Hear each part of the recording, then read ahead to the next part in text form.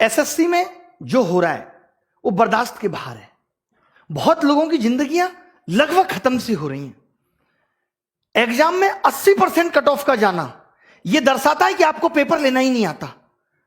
18 तारीख वाले मेंस में बच्चों के 200 नंबर आने के बाद भी सिलेक्शन ना होना क्या साबित करता है? कि जान निकाल के रख दूं पेपर के अंदर तब मेरा सिलेक्शन होगा। कल जब से 18 का रिजल्ट आया है 19 का 2019 एग्जाम में 18 तारीख वाले बच्चे इस तरीके के मैसेज कर रहे हैं कि सर मैं सुसाइड कर रहा हूं, मुझे बचा लो। रात के 3 बजे तक मैं 25 बच्चों से बात करके कन्विंस कर रहा हूं कि इंतजार करो, कुछ करेंगे। हम सरकार को इसलिए लेकर आए थे कि यह सरकार पहले वाली सरकार से भी बेहतर काम करेगी और हमें रोजगार देगी, बट इस सरकार ने तो सारे रोजगार खत्म कर दिए। महंगाई चौथे आसमान पे है। पेट्रोल का दाम इतना बढ़ गया कि अब आप बाइक नहीं चला सकते। रसोई गैस की कीमत इतनी बढ़ गई कि वापस अब चूल्हे पे आना पड़ेगा। एक तरफ तो आपने कमाने के साधन छीन लिए, एक तरफ आपने हर चीज का मूल्य बढ़ा दिया और आप कहते हैं हम करप्शन करते नहीं, और जनता कहती है यह सरकार बहुत अच्छी है। 2019 में इंडिया करप्शन के स्थान पे 80 नंबर पे थी और 2020 में वही 86 नंबर पे हो गई। मैं पूछना चाहता हूं, अभी तो जांच बैठी नहीं, तब 6 अंक आगे निकल गई। जिस दिन जांच बैठेगी तो पता चलेगा ना कि करप्शन हो कितना रहा है। क्या बिना करप्शन के वैकेंसी खत्म हो गई? एक सीट कम, जो सीट है उस पर भी करप्शन। एग्जाम टाइम से लेंगे नहीं, पेपर सही बनाएंगे नहीं, पेपर में क्वेश्चन गलत डाल के भी 100 रुपए वसूलेंगे, उसको भी पैसा वसूलने का धंधा बनाएंगे। एक साल में 2 रिजल्ट एक साथ देंगे, बच्चे को कंफ्यूज करेंगे कि तुम 18 भी भरो, तुम 19 भी भरो, उसे उलझाए रखेंगे। रिजल्ट इतना लेट कर देंगे ताकि वो बोल ही ना पाए, टूट जाए। जैसे कहते हैं ना, कोई अगर आपसे उधार पैसा ले ले, उसको हर दिन कॉल करने दो, रोज उसे घर आने दो, एक दिन वो आना भूल जाएगा, अपने पैसे भूल जाएगा कि भाई मैं इससे ज्यादा परेशान नहीं हो सकता। कल इन्होंने रिजल्ट दिया और मार्क्स के बारे में बोल दिया बाद में देंगे। अब ये पता है मार्क्स कब देंगे? ये मार्क्स देंगे 3 महीने बाद, जब आप लगे होगे 2020 की तैयारी में, आपका ध्यान 2020 की तैयारी में होगा, आप कुछ कह नहीं पाओगे। अरे कब तक सहेंगे हम? अब युवाओं की हुंकार लेके रहेंगे रोजगार। अब अगर रोजगार नहीं मिला ना तो देश सर पे उठा लेंगे। इससे ज्यादा मैं कुछ नहीं कह सकता। हमारी मांगे क्या है? आज ये वीडियो बहुत महत्वपूर्ण है। मैं उन सब लोगों का दर्द बयां कर रहा हूं जो 4-4, 5-5 साल से तैयारी कर रहे हैं और आपकी एक गलती की वजह से उनकी जिंदगी खत्म हो जा रही है। एज रिकॉग्निंग इशू लगातार 2015-16 तक एज अगस्त से काउंट होती थी। अभी कोरोना काल था, आपको छूट दे सकते थे, लेकिन आपने फिर से 1 जनवरी से एज काउंट कर दी। नहीं होने देंगे, आपको अगस्त से वापस काउंट करनी पड़ेगी। एक छोटी सी गलती, अभी जो लोग नए जुड़ेंगे, जिनको पता नहीं है एसएससी के बारे में, मैं उन लोगों को बता दूं कि ये एक मेंस के पेपर को 3 दिन में लेते हैं। 15, 16, 18। 15-16 का पेपर ये नॉर्मल बनाते हैं, 18 का पेपर ये इतना हलवा बना देते हैं जिसमें बच्चों के 200-200 नंबर आते हैं, 190, 195। अब जब ये नॉर्मलाइजेशन करते हैं तो वो सारे बच्चे बाहर हो गए। अब आप एक बात बताइए, जिस बच्चे का नॉलेज बहुत अच्छा था, जो खुद से 200 नंबर ला सकता था, जो बच्चा खुद से 200 नंबर ला सकता था, वो अपना पेपर 1.25 घंटे में करके बैठ गया, तो आपने उसका स्किल कहां टेस्ट किया? वो तो पौना घंटा उसका बर्बाद हो गया पेपर के अंदर। और अब आप कह रहे हो कि आपके जो 200 नंबर थे वो उन बच्चों के मुकाबले कम है और उनको आपने 160 पे ला दिया और उन किसी बच्चों का सिलेक्शन नहीं हुआ। ये कहां की इंसानियत है? अब आपको 2019 का 18 वाला मेंस दोबारा कराना होगा। लड़ाई उस मेंस को दोबारा कराने की है। जब आप 20 लाख बच्चों का प्री 20 दिन में करा सकते हो, तो आप 1.5 लाख बच्चों का मेंस 1 दिन में क्यों नहीं करा सकते? क्या आपके पास इतने रिसोर्सेज भी नहीं रहे अब कि आप पेपर का लेवल एक जैसा रख सको? मतलब आपने एग्जाम का मजाक बना दिया है, क्योंकि आपको करप्शन करना है। और करप्शन को दबाना कैसे है? ये सबसे अच्छा तरीका है, क्योंकि जब बच्चा पेपर दे के आता है तो उछलता है हवा में 190 का कराया, 3 महीने बाद रिजल्ट देते हो, उसका सारा हौसला टूट चुका होता है। 190 नंबर का 200 नंबर का 200 में करने के बाद भी अगर सिलेक्शन नहीं हो रहा तो इसके लिए कौन जिम्मेदार है? पिछले 2 साल से लगातार कट ऑफ 80% जा रही है, इसके लिए कौन जिम्मेदार है?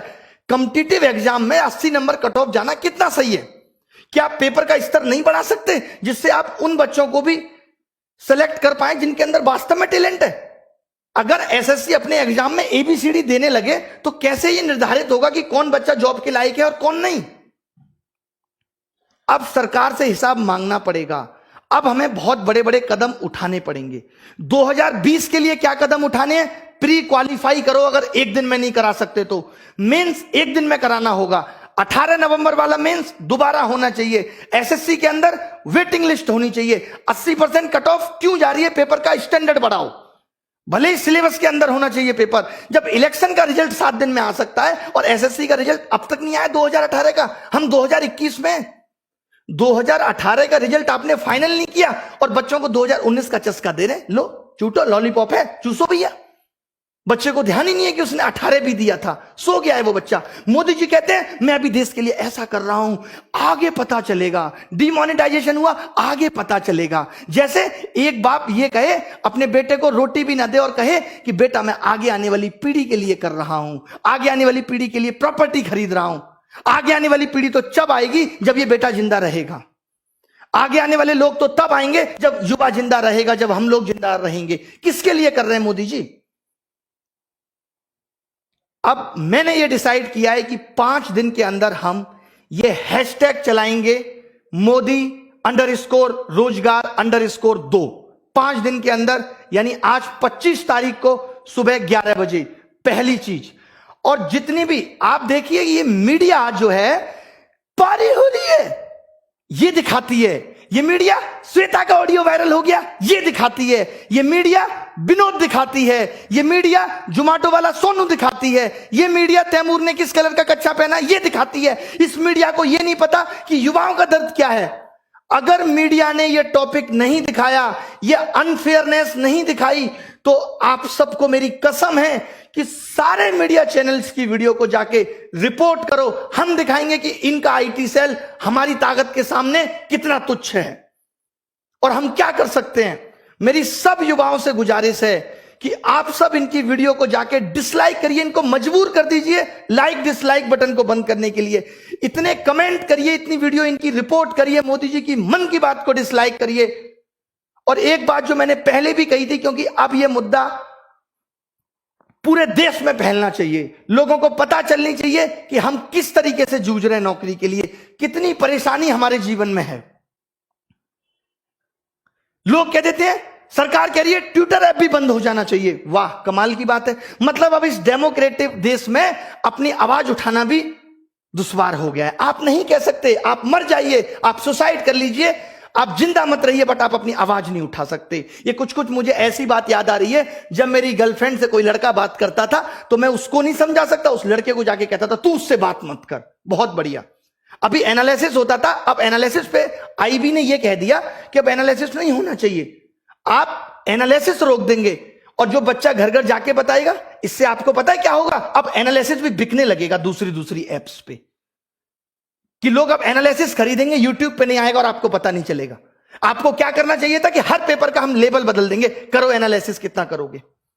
आप अच्छा कुछ नहीं कर सकते। मतलब सरकार ने जॉब देने को इतना फॉर ग्रांटेड ले लिया है कि इससे उनको कोई मतलब नहीं है किसी की जॉब लगे किसी की नहीं। जब इस देश में चुनाव दोबारा हो सकता है तो 2019 का 18 नवंबर वाला पेपर भी दोबारा हो सकता है। और क्यों ना हो, आपने ऐसा पेपर क्यों बनाया कि बच्चे के 200 नंबर आए, और जब बच्चे के 200 नंबर आए तो आपने उसे क्यों बाहर कर दिया, किस बेसिस पे आपने उसे बाहर कर दिया, हमें इसका जवाब चाहिए। अब रिफॉर्म्स होके रहेंगे। जितने भी सोशल मीडिया के इन्फ्लुएंसर हैं, जितने भी हैं, मैं एक एक का क्या नाम लूं, मेरी इन सबसे गुजारिश है कि हमारा साथ दीजिए इसमें। जितने भी बड़े बड़े टीचर हैं जिनको लोग बहुत जानते हैं, उन सबसे मेरी गुजारिश है कि आप वीडियो बनाएं। मैं स्पेशली नाम लेता हूं यहां पे लोगों का, ताकि वो लोग वीडियो बनाएं। ऐसे लोग जो हमारा साथ दे सकते हैं, जितने भी वाइन्स बनाने वाले बड़े बड़े लोग हैं, उन सब से जिनके आप फैन हैं, उन सबको कहिए कि हमारा साथ दीजिए। और सबसे बड़ी चीज ये है कि ट्विटर पे हम ट्रेंड क्यों कराना चाहते हैं। ट्रेंड तो ट्विटर पे एक दिन में खत्म हो जाएगा, कोई निष्कर्ष बहुत बड़ा नहीं निकलेगा। हम ये चाहते हैं कि इतनी ये बात फैल जाए, हम इतने इनके वीडियो डिसलाइक कर दें, इतनी बुरी तरीके से हम मीडिया चैनल को बॉयकॉट कर दें, इतनी बुरी तरीके से हम इनकी मन की बात को बॉयकॉट कर दें कि ये मजबूर हो जाएं कि हमसे बात करें। और जब ये बात करेंगे तो हम ये अपने 5 मुद्दे बताएंगे। बहुत बड़े मुद्दे नहीं है ये, बहुत बड़े मुद्दे नहीं है कि वेटिंग लिस्ट हो, as recognising issue sort out हो, 18 नवंबर मेंस फिर से हो, और 2020 में मेंस एक दिन में हो, और प्री क्वालिफाई करो। अगर आप एक दिन में नहीं ले सकते, क्योंकि हमें अब आपके नॉर्मलाइजेशन के तरीके पे बिल्कुल भरोसा नहीं है, कोई ट्रांसपेरेंसी नहीं है उसके अंदर। क्यों नहीं दिया आपने मार्क्स? 5 दिन के अंदर आपको मार्क्स देने होंगे। मैं एसएससी से ये गुजारिश करता हूं कि आपको 5 दिन के अंदर मार्क्स देने होंगे। मार्क्स तो आपके पास है ना, कितना टाइम लगता है अपलोड करने में? स्पीड नहीं आ रही, जियो की सिम भिजवा दें? बताइए कि आप मार्क्स नहीं देंगे, क्योंकि आपको पता है आप मार्क्स उस वक्त देंगे जब बच्चा 2020 में बिजी होगा, चाहकर भी कुछ नहीं कर पाएगा, उसको लगेगा यार अब 2020 ना हाथ से निकल जाए। कंगना जी ने भी कहा है कि वो इस बेरोजगारी पर ट्वीट करेंगी। जब भी आप ट्वीट करें तो कंगना जी को भी बोलें कि वो रिट्वीट करें। उन्होंने कहा है, अक्षय कुमार साहब ने भी कहा है कि देश का कोई भी मुद्दा होगा तो हम ट्वीट करेंगे, बाहर वाला कोई भी दखलंदाजी नहीं करेगा। भले ही मोदी जी जाके अमेरिका में कह सकते हैं अब की बात ट्रंप सरकार, ये दखलंदाजी नहीं है, सॉरी माफ कीजिएगा। सचिन तेंदुलकर साहब भी बेरोजगारी पर ट्वीट करेंगे। आप सोचिए देश का युवा कितना बड़ा हिस्सा है कि रेलवे ग्रुप डी और ग्रुप सी 2-2 करोड़ लोग फॉर्म भर रहे हैं। मैं आपको दिखाता हूं ना कैसे कैसे मैसेज लोग मुझे करते हैं। ये देखिए आप, ये सब देखिए कितने कितने नंबर लोगों के आ रहे हैं और क्या क्या लिखा हुआ है इसमें। ये देखिए, good afternoon sir, although I hope मुझे 2018 में कोई ना कोई पोस्ट मिल जाएगी। I watch all free video, ये सब लिखा हुआ है, पढ़ लीजिएगा इसको क्लास के बाद। ये देखिए लोगों के बारे में मैं दिखाता हूं आपको क्या क्या लिख रहे हैं लोग।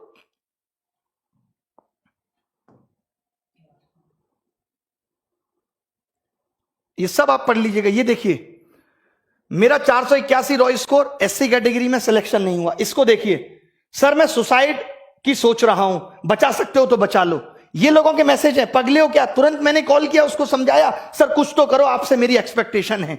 लोग इस तरीके के मैसेज कल से ही रिजल्ट आने के बाद कर रहे हैं। ऐसे तमाम मैसेज हैं कि मेरे 535 नंबर थे बट अब लग रहा है जॉब नहीं मिलेगी। इतना निराश हो चुका है युवा, यार इस दर्द को हम भी नहीं बर्दाश्त कर पाएंगे, हम खुद मर जाएंगे।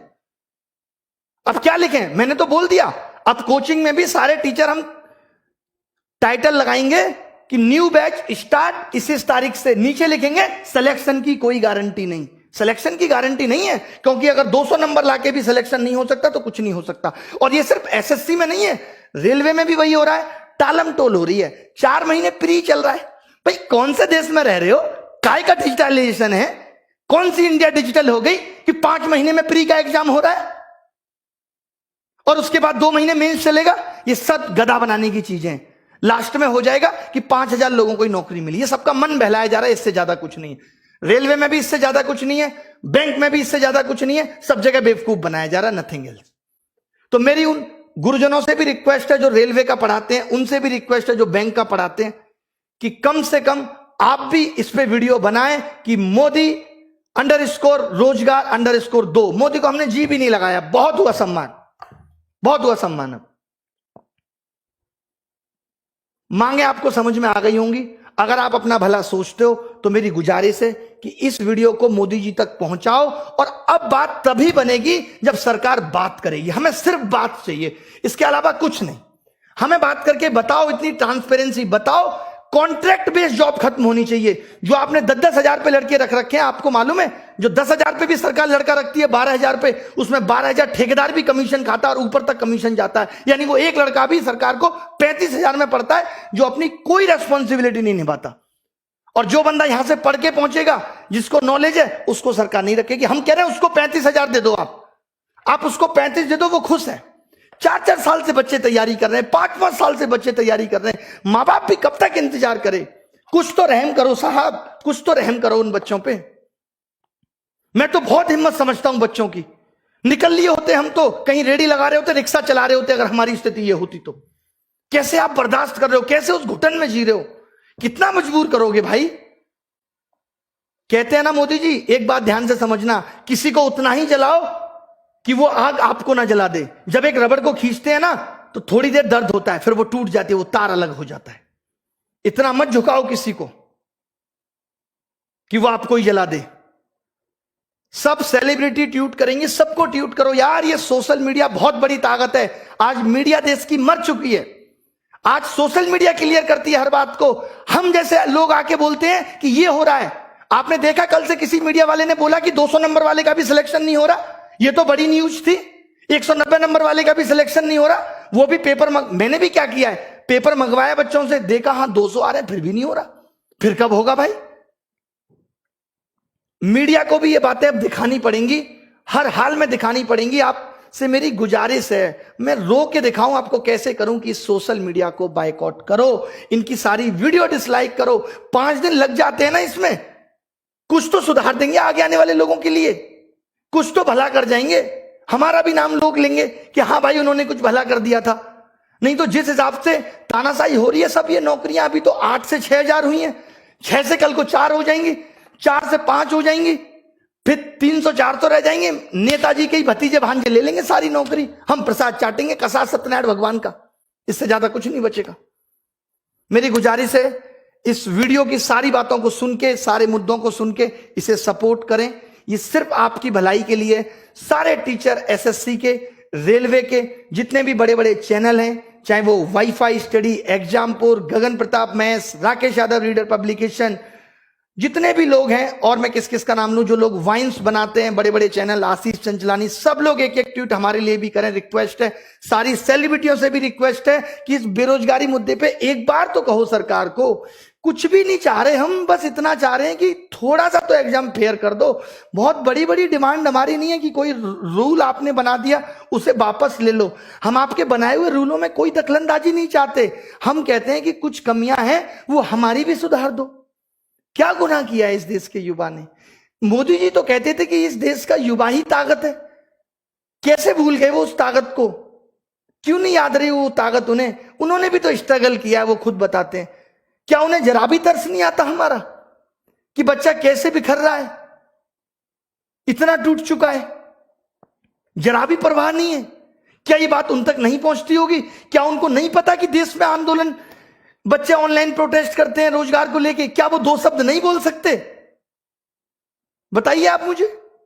इतना तो एक देश का राजा कर सकता अपनी प्रजा के लिए। कहां हमने गलत बात बोल दी?